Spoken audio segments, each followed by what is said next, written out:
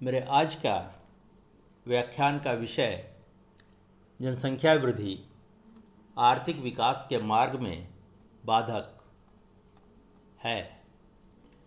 किसी भी देश के आर्थिक विकास में मानवीय संसाधनों की अपनी एक विशेष भूमिका होती है।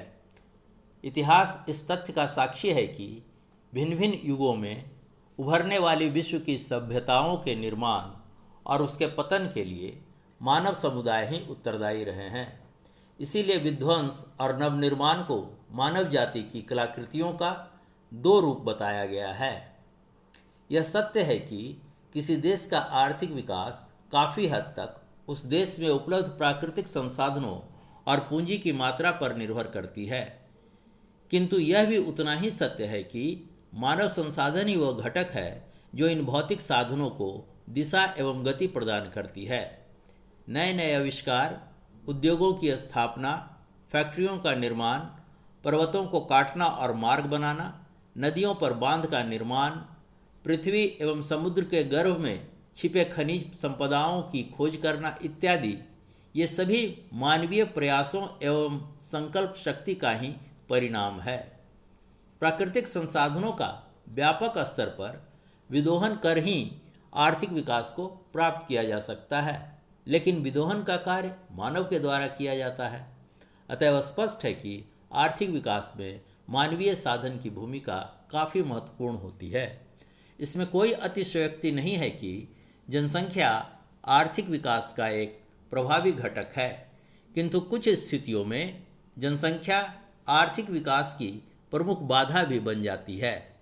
प्रोफेसर विलार्ड, प्रोफेसर मायर, H.W. सिंगर, हार्वे लेविस्टीन आदि ऐसे अर्थशास्त्री हैं जिनका मानना है कि जनसंख्या वृद्धि आर्थिक विकास की एक प्रमुख बाधा है। यह आर्थिक विकास के मार्ग में गतिरोधक की भूमिका निभाती है। प्रोफेसर सिंगर का कहना है कि जनसंख्या वृद्धि आर्थिक विकास की दर पर ऋणात्मक प्रभाव डालती है, बचत दर को घटाती है और विनियोग की उत्पादकता को कम करती है।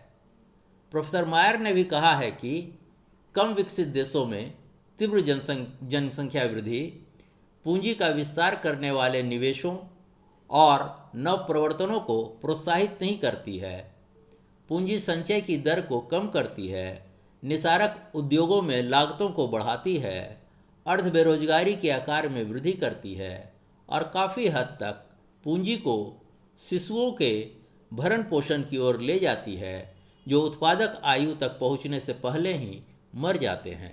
और इस प्रकार राष्ट्रीय संसाधन पूंजी निर्माण में न जाकर जनसंख्या निर्माण में स्वाहा हो जाते हैं। जनसंख्या आर्थिक विकास को किस प्रकार रोकती है या बाधक बनती है, इसे हम इस प्रकार समझ सकते हैं। पहला, पूंजी निर्माण का कम होना। जनसंख्या वृद्धि पूंजी निर्माण की दर को मंद करती है। पिछड़े और विकासशील देशों में उच्च जन्म दर और निम्न प्रत्याशित आयु के कारण आश्रितों का प्रतिशत काफ़ी ऊंची होती है। ऐसा अनुमान है कि पिछड़े और अर्धविकसित देशों में जनसंख्या का लगभग 40 से 50% भाग गैर उत्पादक आयु वर्ग में होता है, जो केवल उपभोग करता है और उत्पादन में उसका योगदान शून्य होता है। स्पेंगलर का कहना है कि औद्योगिक देशों में प्रति 3 श्रमिकों के पीछे 2 व्यक्ति आश्रित होते हैं, जबकि अल्पविकसित अथवा विकासशील देशों में यह अनुपात 3:4 का होता है। आश्रितों का यह ऊंचा अनुपात बचत करने की क्षमता को घटाता है, जिससे पूंजी निर्माण कम होती है। फिर इन देशों में शिशु मृत्यु दर ऊंची होती है, जिसके कारण उनके पोषण पर साधनों का एक बहुत बड़ा भाग अपव्यय हो जाता है। प्रोफेसर मायर का भी मानना है कि अल्पविकसित देशों में आश्रितों का ऊंचा अनुपात राष्ट्रीय साधनों के एक बड़े भाग को, जो अन्यथा पूंजी निर्माण में गया होता, उन आश्रितों के भरण पोषण की ओर ले जाता है जो कभी भी उत्पादक नहीं बन पाते। देखा जाए तो जनसंख्या वृद्धि एक अन्य प्रकार से भी पूंजी निर्माण की दर को कम करता है। पिछड़े और अल्पविकसित देशों में प्रायः यह पाया गया है कि तीव्र जनसंख्या प्रति व्यक्ति पूंजी की उपलब्धता को कम करती है, जिससे श्रम शक्ति की उत्पादकता कम हो जाती है। परिणामतः उनकी आय कम हो जाती है और उनकी बचत करने की क्षमता घट जाती है, जिससे पूंजी निर्माण पर प्रतिकूल प्रभाव पड़ता है और इस प्रकार पूंजी निर्माण की दर धीमी हो जाती है। दूसरा, प्रति व्यक्ति पूंजी की उपलब्धता में कमी। पिछड़े और अल्प विकसित अथवा विकासशील देशों में जनसंख्या की तीव्र वृद्धि दर प्रति व्यक्ति पूंजी की उपलब्धता को घटाती है और पूंजी निर्माण एवं आर्थिक विकास के मार्ग में बाधा पहुंचाती है। पूंजी की उपलब्धता कम होने से श्रम की उत्पादकता घटती है, जिससे आय का स्तर गिरता है और बचत करने की क्षमता में गिरावट आती है। परिणामतः अर्थव्यवस्था में पूंजी निर्माण की दर कम हो जाती है और देश का आर्थिक विकास अवरुद्ध होने लगता है। पेपेल सिस, मियर्स और एल्डमैन का मानना है कि जनसंख्या वृद्धि का प्रभाव अधिकतर उत्पादन को कम करने का होता है। समाज के लिए आवश्यक न्यूनतम जीवन निर्वाह के स्थिर रहने पर जनसंख्या की प्रत्येक वृद्धि निवेश के लिए उपलब्ध प्रति व्यक्ति अतिरेक को आवश्यक रूप से घटाने की प्रवृत्ति रखती है। अर्थशास्त्री कोल और हुबर का भी कहना है कि यदि प्रभावपूर्ण मांग पर ध्यान नहीं दिया जाए तो जनसंख्या की तीव्र वृद्धि श्रम शक्ति की औसत उत्पादकता को बढ़ाने और प्रति व्यक्ति आय में वृद्धि करने के लिए उपलब्ध पूंजी की मात्रा को निश्चित रूप से घटाने की प्रवृत्ति रखती है। इसी प्रकार हार्वे लेविस्टिन का भी मानना है कि घनी आबादी वाले देशों में जनसंख्या की तीव्र वृद्धि आर्थिक विकास की एक प्रमुख बाधा है, क्योंकि यह निवेश के लिए आवश्यक प्रति व्यक्ति अतिरेक को कम करती है। तीसरा, प्रति व्यक्ति आय पर अधोगामी प्रभाव। तीव्र गति से बढ़ती जनसंख्या का प्रति व्यक्ति आय पर प्रायः प्रतिकूल प्रभाव पड़ता है। इसका कारण यह है कि आय के आशावादी स्तर तक जनसंख्या वृद्धि प्रति व्यक्ति आय को बढ़ाती है, लेकिन उसके बाद वह उसे आवश्यक रूप से कम करती है।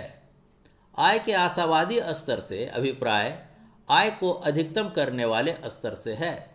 जब तक जनसंख्या वृद्धि की दर आर्थिक विकास की दर से कम रहती है, तब तक प्रति व्यक्ति आय में बढ़ोतरी होती है, लेकिन ज्यों ही जनसंख्या वृद्धि की दर आर्थिक विकास की गति का अतिक्रमण करने लगती है, जैसा कि प्रायः अल्पविकसित देशों में देखने को मिलता है, त्यों ही प्रति व्यक्ति आय का गिरना अनिवार्य हो जाता है, जिससे पूंजी निर्माण की गति धीमी हो जाती है और प्रति व्यक्ति पूंजी की उपलब्धता कम होने लगती है। हार्वे लेविस्टिन ने कहा है कि जनसंख्या एक दीर्घकालीन कारक होते हुए भी अल्पकाल में महत्वपूर्ण सिद्ध होती है, क्योंकि यह प्रति व्यक्ति आय की वर्तमान दर के निर्धारक का कार्य करती है, अर्थात उसकी वर्तमान प्रवृत्ति प्रति व्यक्ति आय को नीचा बनाए रखने के लिए उत्तरदायी होती है। चौथा, जनांकीय निवेश का बढ़ना और आर्थिक निवेश का घटना। जनसंख्या वृद्धि से डेमोग्राफिक इन्वेस्टमेंट बढ़ता है, जबकि बचत करने की क्षमता घटती है, जिसके फलस्वरूप निवेश की आवश्यकता और निवेश योग्य कोषों की पूर्ति में असंतुलन उत्पन्न हो जाता है। जनांकीय निवेश अथवा आवश्यक निवेश से तात्पर्य उस निवेश से है जो बढ़ती जनसंख्या को स्थिर जीवन स्तर पर बनाए रखने के लिए आवश्यक होता है। कोल और हुबर ने इस संबंध में कहा है कि तीव्र गति से बढ़ती जनसंख्या की एक प्रमुख विशेषता यह है कि यह एक निश्चित प्रति व्यक्ति उत्पादन को बनाए रखने के लिए आवश्यक निवेश की मात्रा को बढ़ा तो देती है, किंतु निवेश योग्य कोषों की पूर्ति में वृद्धि के प्रति तटस्थ बनी रहती है। अतः स्पष्ट है कि जनसंख्या वृद्धि के कारण कुल निवेश का एक बहुत बड़ा भाग जनांकीय निवेश के रूप में खर्च हो जाता है और आर्थिक निवेश, जो आर्थिक विकास का आधार है, के लिए कुछ भी नहीं बच पाता है। पांचवा, खाद्यान्न संभरण की समस्या। प्रायः यह पाया गया है कि पिछड़े और विकासशील देशों में बढ़ती हुई जनसंख्या वृद्धि ने खाद्यान्न पूर्ति की समस्या को जन्म दिया है। यह समस्या आर्थिक विकास को 3 प्रकार से प्रभावित करती है, जो इस प्रकार है। पहला, खाद्यान्न का संभरण अपर्याप्त होने पर जनसंख्या का अल्प पोषण होता है, जिससे कार्यकुशलता और उत्पादन क्षमता दोनों घटती है और इसका दुष्परिणाम निम्न प्रति व्यक्ति उत्पादन और निर्धनता के रूप में सामने आती है। इस तरह खाद्यान्न समस्या से अर्थव्यवस्था में विषैला वृत्त का निर्माण होता है, जो आर्थिक विकास के मार्ग को अवरुद्ध करती है।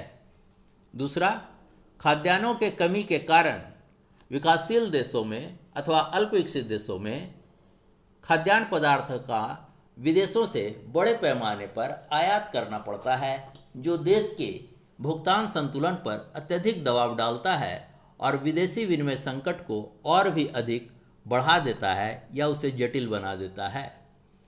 तीसरा, पिछड़े और अल्प विकसित देशों में बढ़ती हुई जनसंख्या के कारण विदेशी विनिमय का सही उपयोग नहीं कर पाना एक गंभीर समस्या है। विदेशी विनिमय, जिसका उपयोग आर्थिक विकास के लिए पूंजीगत वस्तुओं के आयात में किया जा सकता था, का उपयोग खाद्य सामग्रियों के आयात पर करना पड़ जाता है। परिणामतः पूंजीगत आय की क्षमता में गिरावट आती है, जिससे आर्थिक विकास का मार्ग अवरुद्ध हो जाता है। छठा, बेरोजगारी में वृद्धि। तीव्र जनसंख्या वृद्धि से श्रम शक्ति की आपूर्ति में वृद्धि होती है, जिससे अर्थव्यवस्था में बेरोजगारी के स्तर में बढ़ोतरी होती है। जनसंख्या वृद्धि का दुष्परिणाम खुली बेरोजगारी, अर्ध बेरोजगारी और अदृश्य बेरोजगारी के रूप में दृष्टिगत होती है। यह बेरोजगारी मानव संसाधनों के अपव्यय का प्रतीक होता है, जो विकास दर को निम्न स्तर पर बनाए रखने के लिए उत्तरदायी होता है। दूसरी ओर बेरोजगारी देश में प्रभावपूर्ण मांग को भी घटाकर आर्थिक विकास पर प्रतिकूल प्रभाव डालता है। प्रोफेसर विलार्ड का मानना है कि कम विकसित देशों में धीमी विकास दर और बेरोजगारी का मुख्य कारण श्रम साधनों की उत्पत्ति के अन्य साधनों की तुलना में बाहुल्यता है।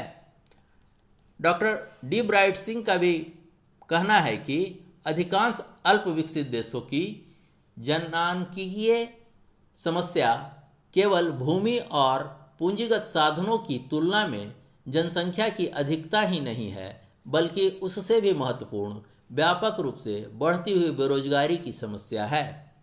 सातवां, देश का असंतुलित विकास। बढ़ती जनसंख्या के कारण अर्थव्यवस्थाओं का विकास काफ़ी असंतुलित ढंग से होता है, क्योंकि जनसंख्या में होने वाली वृद्धि का बड़ा भाग अंततः कृषि क्षेत्र में संलग्न होती है। पिछड़े अथवा अल्प विकसित देशों में पूंजीगत साधनों का प्रायः अभाव होता है, जिसके कारण इस अतिरिक्त जनवृद्धि को निर्माणकारी उद्योगों में लगा पाना संभव नहीं होता है। परिणामतः भूमि पर बढ़ता हुआ भार कृषि की उत्पादकता और कृषकों एवं श्रमिकों की प्रति व्यक्ति आय को कम कर देती है, जिससे देश का विकास असंतुलित हो जाता है और आर्थिक विकास प्रतिकूल रूप से प्रभावित होती है। इन तथ्यों के विश्लेषण से यह पता चलता है कि पिछड़े और अल्प विकसित या विकासशील देशों के आर्थिक विकास में जनसंख्या वृद्धि एक गतिरोधक घटक है, जो इन राष्ट्रों के विकास को प्रतिकूल रूप से प्रभावित करती है और इनके विकास के मार्ग को अवरुद्ध करती है। धन्यवाद।